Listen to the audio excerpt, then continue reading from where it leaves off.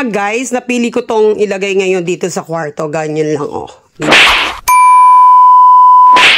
Yes, hello guys! For today's videos, ito na nga, dumating na nga yung in-order ko na pamatay lamok. Dahil nga namumblema ako ngayon sa lamok. Na laging may baha sa harap namin at namamahayan na kami ng lamok.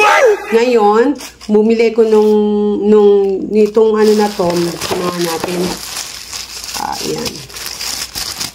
Ito, nakita ko nga itong By Fresh Air Fragrance. Tatlong flavor, tatlong ano to, yung Jasmine, Peach, and Lemongrass. Ngayon, ang binili ko, itong lemongrass.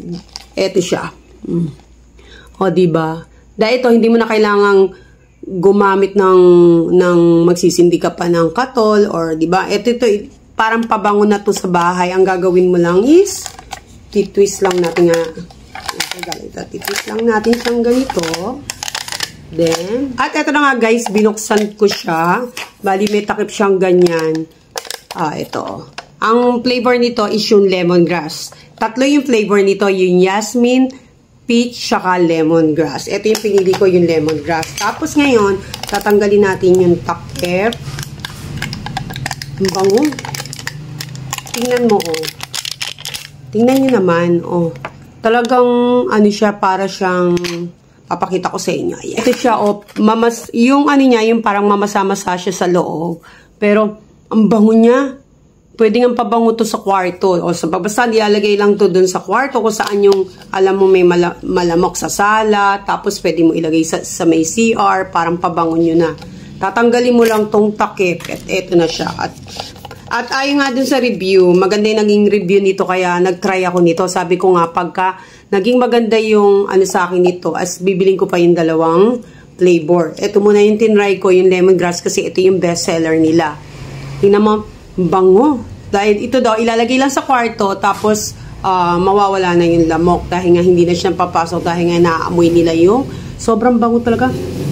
Talagang siguro ilalagay ko to dun sa may sala. Kasi nga, dun yung sa may screen namin, dun maraming pumapasok ng lamok. Kaya, ayun nga guys, ito talagang ang bango. Kaya sa lahat ng mga gustong mag-avail nito, check nyo lang yung yellow basket ko ngayon na. Dahil talagang hindi kayo magsisisi pag binili nyo talaga ito. At ito nga guys, bago ko ilagay sa kwarto, pakita ko muna sa inyo kanina yung laman, oh. Diba nakita nyo? Sobrang parang mamasa-masa siya. Na, yung, alam nyo yung Holland, yun, parang ganun, na malambot. Tapos mamasa siya at sobrang bango. At sabi nga dun sa review is, ito nga is, para hindi ka pasukin yung nanlamok dun sa loob ng bahay nyo, or sa sala nyo, or sa kwarto, or kahit saan pa. Pag naamoy nga ito, talagang sobrang mabango at pwede niyong pabango sa bahay. Guys, napili ko tong ilagay ngayon dito sa kwarto. Ganyan lang, oh. Diba?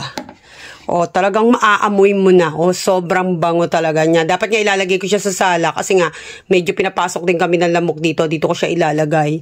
Talagang sobrang bango talaga. Pwede nyo na maging pabango dito sa bahay. Saka guys, tumatagal nga pala itong itong lemongrass na to, na ayon sa review, tumatagal siya hanggang 3 months. Kaya guys, sa lahat ng mga ano dyan, uulitin ko, check nyo na yung yellow basket ko at magpabudol na rin kayong gaya ko. Check out na! Kaya guys, see you next vlog!